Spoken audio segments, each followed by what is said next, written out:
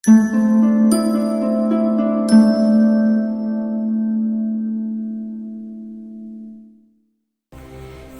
मैं हूँ आपके साथ प्रीति चंद्रा। ये शुरुआत करते ऐसी खबर से जिसको सुनकर आपकी रूह कांप जाएगी। जी हाँ, तांत्रिक के कहने पर एक पिता ने अपनी 2.5 साल की बेटी की दे डाली बलि। जी हाँ, मामला है मुजफ्फरनगर के ककरोली थाना क्षेत्र का, जहां दिल दहला देने वाली वारदात को अंजाम देते हुए पिता ने तांत्रिक के कहने पर अपनी 2.5 साल की बेटी की बलि दे दी। हत्यारोपी पिता ने रात में मासूम बेटी की फावड़े से गर्दन काटकर हत्या कर दी और शव को जमीन में दफना दिया। जानकारी मिलने पर मृतका की मां ने ककरोली थाने पर जाकर हत्यारोपी पिता के खिलाफ मुकदमा दर्ज कराया। पुलिस ने पिता और उसके साथी तांत्रिक को गिरफ्तार कर दोनों की निशानदेही पर शव बरामद कर लिया है। पिता का कहना था कि घर में रोज कलेश रहता था और उसकी पुत्री इस कारण उसके पास नहीं आती थी, इसलिए तांत्रिक के कहने पर उसने यह कांड कर दिया।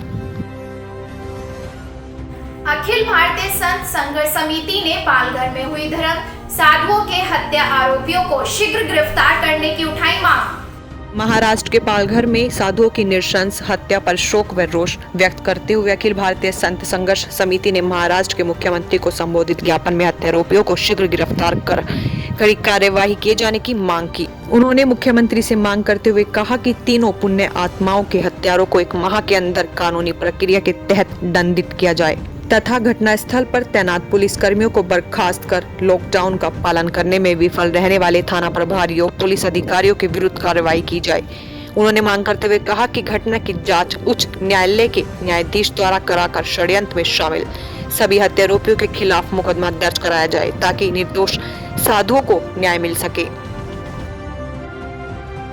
IIA chapter chairman Ravindra Miglani की अध्यक्षता में संस्था के पदाधिकारियों ने जूम ऐप के माध्यम से वीडियो कॉन्फ्रेंस कर की मीटिंग। वीडियो कॉन्फ्रेंसिंग के माध्यम से चैप्टर चेयरमैन रविंद्र मिगलानी ने कहा कि इस समय हमारा देश इस कोरोना संक्रामक बीमारी से लड़ रहा है। लॉकडाउन की वजह से इस समय उद्योगों के हालात गंभीर है। इसके बावजूद लगभग सभी श्रमिकों को मार्च माह का वेतन दे दिया गया है, मगर अप्रैल माह के वेतन पर संकट है।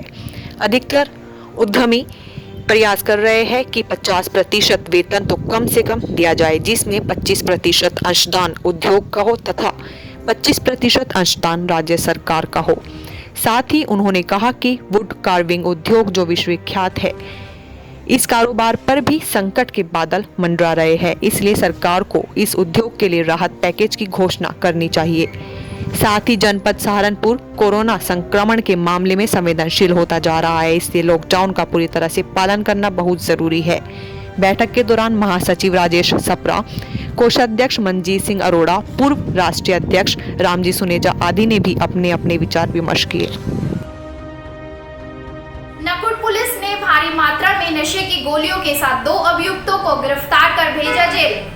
अवैध नशे के विरुद्ध चलाए जा रहे अभियान के तहत अम्बेटा पुलिस ने अलग अलग घटनाओं में एक अभियुक्त दीपक उर्फ दीपा पुत्र प्रमोद निवासी ग्राम भैरमऊ थाना नकुड़ को 160 नशीली गोली अल्प्राजोलम आईपी के साथ तथा एक अन्य अभियुक्त समरदीन उर्फ समरू पुत्र मंजूरा निवासी ग्राम नवाजपुर थाना नकुड़ को 170 नशीली गोली अल्प्रासेफ के साथ कस्बा अम्बेटा पीर से गिरफ्तार करने में सफलता प्राप्त की है। नकुड़ थाना प्रभारी निरीक्षक सुशील कुमार सैनी ने बताया कि पकड़े गए दोनों अभियुक्तों पर NDPS एक्ट में मुकदमा दर्ज कर जेल भेज दिया गया है। लगातार ड्यूटी के साथ साथ मानवता का भी फर्ज निभाते हुए एक नई मिसाल पेश कर रही है पुलिस। जी हां, SSI दीपक चौधरी ने हाल ही में बड़गांव थाना क्षेत्र अंतर्गत ग्राम पंचायत जड़ोदा पांडा के मजरा किशनपुरा की वृद्ध बेसहारा महिला मीना के मरणोपरांत एक पुत्र की भांति उसकी अर्थी को कंधा देकर उन्होंने और उनकी टीम ने पुलिस मित्र की छवि को पूरे जनपद में उजागर किया था और लगातार इसी बात पर पैनी निगाह रखे हुए है कि कहीं कोई व्यक्ति भूखा न हो और उसे किसी प्रकार की समस्या न हो। बड़गांव थाना क्षेत्र के गांव मिर्जापुर में भी एक बेसहारा वृद्ध दंपत्ति गांव के मंदिर परिसर में रह रहा था।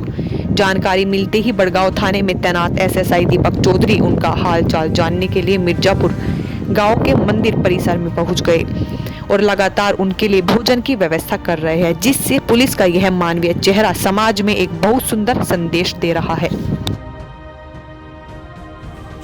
समिति की बैठक को संबोधित कर रहे हैं थाना प्रभारी व समाज के लोग। पवित्र रमजान माह के मद्देनजर आज मानक मऊ स्थित बड़े मदरसे में पुलिस ने समाज के बुद्धिजीवियों व संभ्रांत नागरिकों के साथ बैठकर सभी से शांतिपूर्ण रोजे व्रत तरावीह घर में पढ़ने की अपील की है।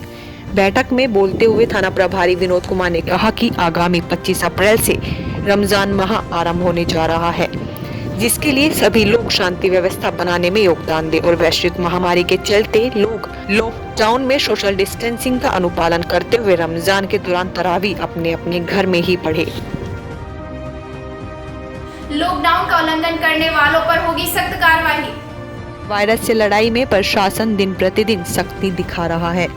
वह सभी से लॉकडाउन का पालन करने की अपील भी की जा रही है, जिसका कुछ व्यक्तियों द्वारा लगातार खंडन किया जा रहा है। थाना जनकपुरी के प्रभारी अभिषेक सिरोही ने लोगों को लॉकडाउन का उल्लंघन करने पर हिदायत देते हुए कहा कि अगर कोई भी व्यक्ति दोबारा सड़कों पर बेवजह घूमता दिखाई दिया तो उस पर सख्त से सख्त कानूनी कार्रवाई की जाएगी।